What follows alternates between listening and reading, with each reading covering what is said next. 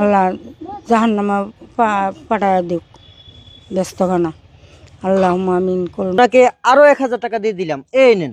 আরো 500 আমারে দেন, 2000 দেন, আমি যাইম না, যাইতাম না। আরো টাকা দিতে হবে?